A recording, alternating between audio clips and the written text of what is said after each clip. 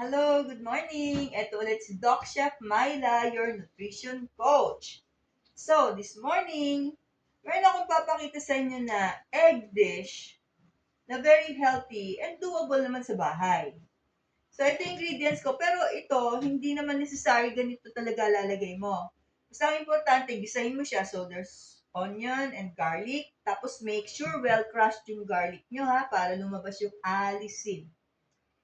And then, pampalasa, naglagay ako ng basil. Meron din ako ang bell pepper and tomatoes. Tapos meron akong pinitas sa garden na moringa. So ito, pinitas ko sa garden. Ito, pinitas ko sa garden. And ito yung itlog. Actually, inano ko na, kinrap ko na yung mga itlog para, for the sake of time, hindi tayo ganong matagal, magka-crack pa ako ng itlog sa harap nyo. So, yun lang, kaya medyo nakahilera na dito yung itlog. Sabihin nyo, marami ako hugasin. Well, anyway, for the sake of ano lang naman yan, education. Sige, let's start cooking.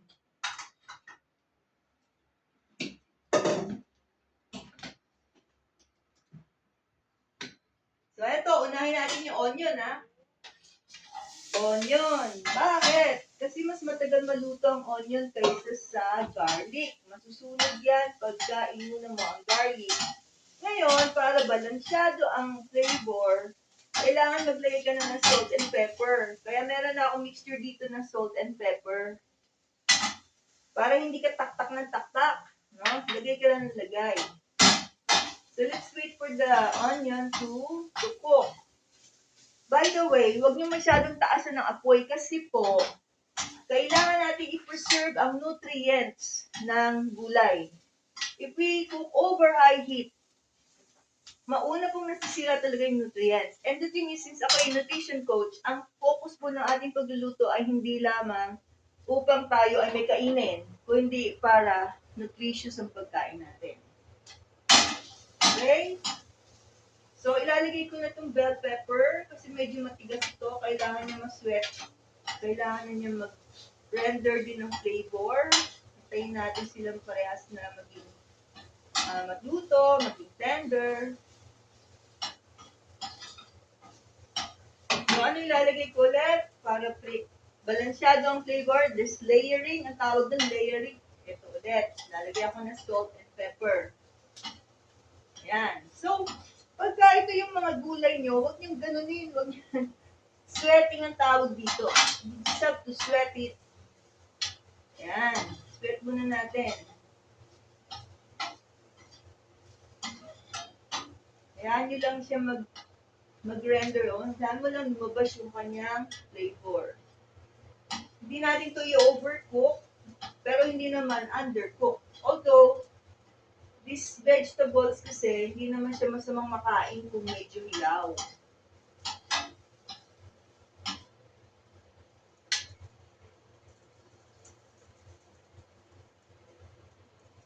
Hintayin lang natin.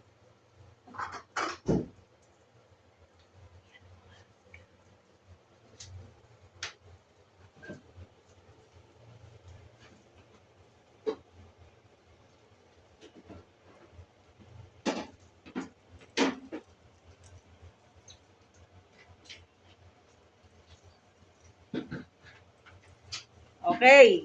Tingnan natin ngayon. Pwede na. So, the next is the garlic.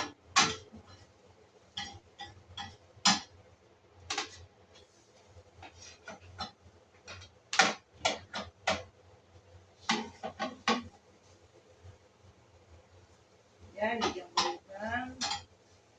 By the way, yung cooking oil ko dito ay coconut oil.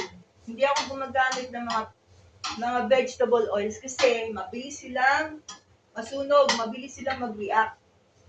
Stable ang coconut oil sa init. Hindi siya mag-oxidize, gano'n, hindi maiba yung kanyang chemical structure. Medyo chemistry na po yun, hindi ko na i-explain, pero mas safe po talagang gamitin yung mas stable na oil, which is like coconut oil. It's saturated. Ngayon, may isa pa, yung olive oil is monounsaturated. Hindi sila sobrang reactive. Okay? Kapag ka mainit.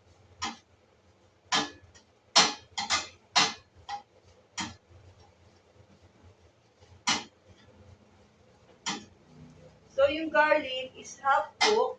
Half cooked pa lang yung garlic. Para mag-blend siya with the tomato, ilalagay ko na nga dito yung tomato ko. Then, lalagyan ko ulit siya. I-layer ulit natin. Pero, let's continue cooking the garlic.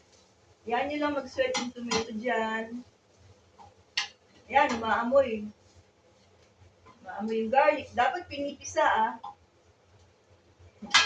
Yung iba kasi hindi nila ginagawa yung process na yan. But the thing is, kailangan mo palabasin yung juice para dun sa medicinal substance ng garlic. Ayan na, i-sweat na natin si tomato. Sweat na natin ito.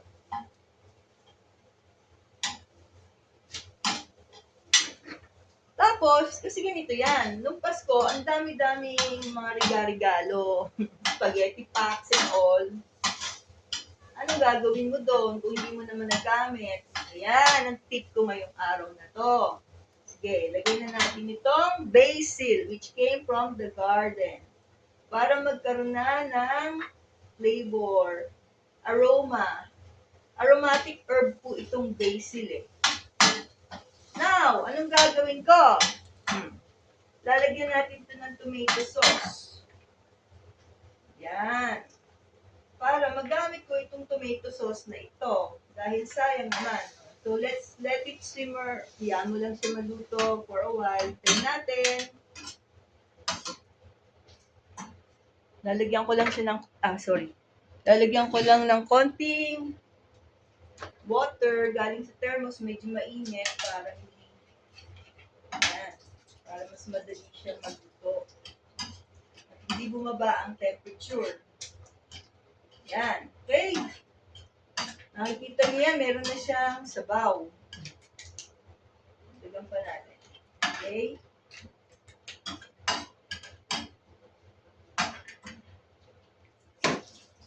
And then, again, seasoning. Kailangan talaga kasi i-layer ang di mo maiiwasan yung sobrang alat ng luto mo. Kasi hinahabol mo dahil walang kalasa-lasa. Paano mo mapiprevent na walang kalasa-lasa? Unang-una, tama yung paggigisa mo. Katulad kanina, niluto natin yung onion talaga, gently. Tapos yung garlic, naluto rin talaga. Maamoy na siya, pero hindi sunog. So, in between, lagyan nyo na ng seasoning para mag-blend yung flavors nila. Pag hindi mo ginawa yan, parang hindi sila magkakaibigan, tapos bigla mo nilagyan ng asin. So, mangingibabaw asin. So, medyo nilakasan ko na ngayon yung medium high na yung flame. It's not high, it's just medium. Hintayin natin mag-simmer. Ang lulutuin ko dito, itlog. So, ang itlog, it's cooked over medium-low heat. Hindi pwedeng mataas. Unless it's French omelette. French omelette, kailangan mo siyang haluin over high heat. But this is not French omelette. This is baked eggs. Pero since wala, hindi ko gagamitin ng oven at malakas sa gasol, I have an alternative style. Yan, nagsisimmer na. Nakita nyo, meron na siyang mga bula-bula. Ayan, that's the time you put your leaves. Kasi po mga leafy greens, hindi mo yan ilalagay pagka malamig pa yung sauce mo. So, I don't think I'm gonna use all the moringa or ano nga to, sa Tagalog, malunggay. Yan, okay? So, let's just cook the moringa and then we will put the eggs. Lagyan ko ulit ng seasoning para malasa siya. Ay, pag lalagyan ng seasoning, hindi sobrang dami ha. Hindi mo ibubuhos lahat. Paunti-unti, yung measured seasoning na ilalagay mo, i-distribute mo siya the whole time na nagluluto ka. Okay? Okay, now, ayan na, luto na si moringa. Anong gagawin ko next? Lagay na natin na itlog.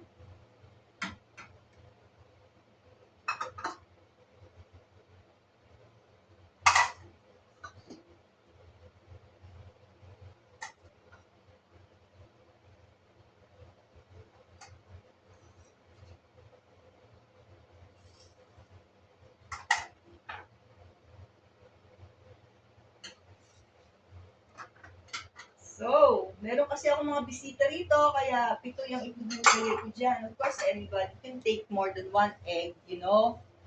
Itlog ay safe sa katawan, so you can take as much as 4 eggs in a day. Okay, tatakpan na natin ito. Okay, that will give it the effect na dry heat cook, although of course it's not dry heat, no? Kasi may moisture. Pero since sinakpan natin, maluluto yan, yung ibabaw ng itlog na yan.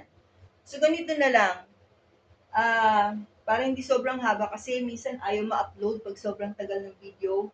I will take a photo of the cooked product right after it gets cooked. Okay? See you again in my next video. So, i-upload ko tong video na to with the picture of the cooked egg.